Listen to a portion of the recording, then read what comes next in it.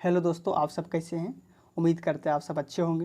दोस्तों सीटेट 2023 का एग्ज़ाम हो चुका है दोनों पेपर का। तो चलिए शुरुआत करते हैं पेपर 1 का, जिसका लैंग्वेज में 1 रहा है हिंदी। तो चलिए शुरुआत करते हैं क्वेश्चन का एनालिसिस करने के लिए। तो चलिए शुरुआत करते हैं 91 क्वेश्चन में क्या है।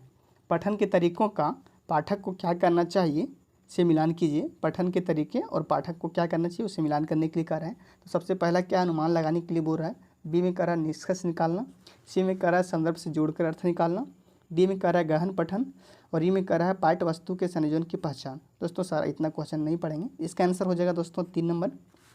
92 में क्या है, उस उक्ति का चयन कीजिए जो नीचे दिए गए उदाहरण से मेल खाती है। मैं भाषा पर ध्यान केंद्रित रखती हूँ। इसका अर्थ हुआ दोस्तों, मैं जो भाषा बोल रहा हूँ उस पर मुझे ध्यान है, मैं इस बात का पूरा ध्यान रखती हूँ कि यह सही है।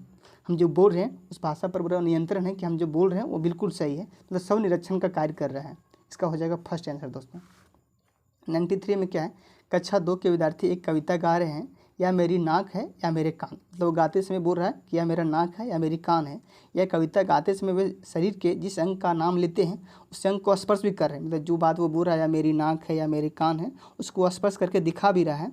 तो अध्यापिका किस विधि का प्रयोग करके उन्हें सिखाने का प्रयास कर रही है। इसका सीधा आंसर हो जाएगा फर्स्ट वाला, समग्र भौतिक प्रकृति क्रिया।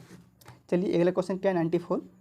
विद्यार्थी पिछली इकाई से शब्द लेकर 5 प्रश्नों का उत्तर समूह में देने का प्रयास कर रहे हैं, काम कर रहे हैं। मतलब इसका अर्थ ये हुआ दोस्तों, अर्थ ये हुआ कि एक विद्यार्थी है जो किसी प्रश्न का 5 क्वेश्चन को लिया है और वो समूह में बताने का काम कर रहा है। वे अपने सवालों को दूसरे समूहों के साथ अदला बदली करते हैं।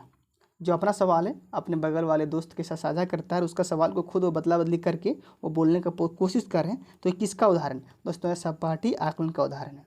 तो 95 में क्या है, मुझे यह काम बहुत पसंद है।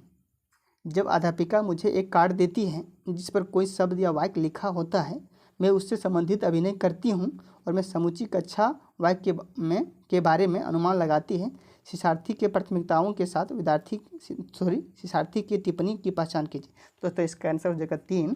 जब मैं गतिबोधक कार्य में संलग्न रहती हूँ तो मुझे भाषा अच्छी तरह से याद रहती है।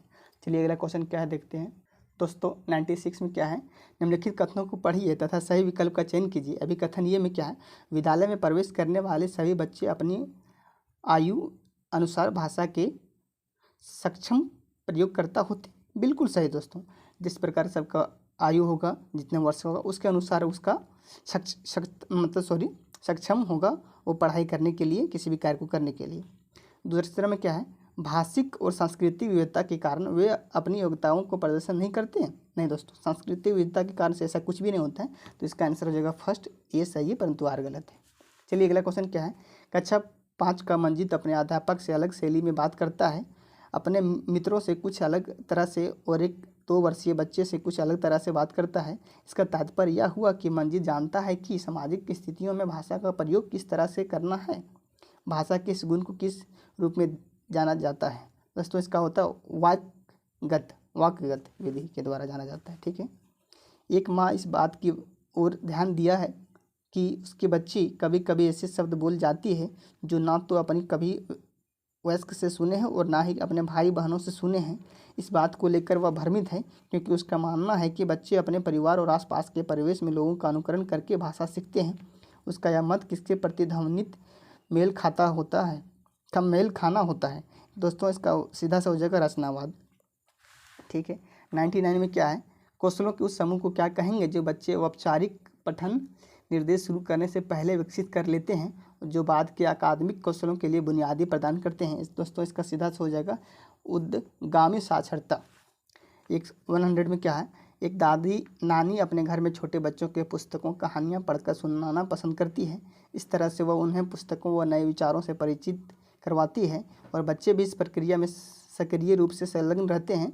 इस तकनीक को किस रूप में जाना जाता है। दोस्तों इसको सीधा बोलते हैं शाश्वत पठन। ठीक है, अगला क्या है,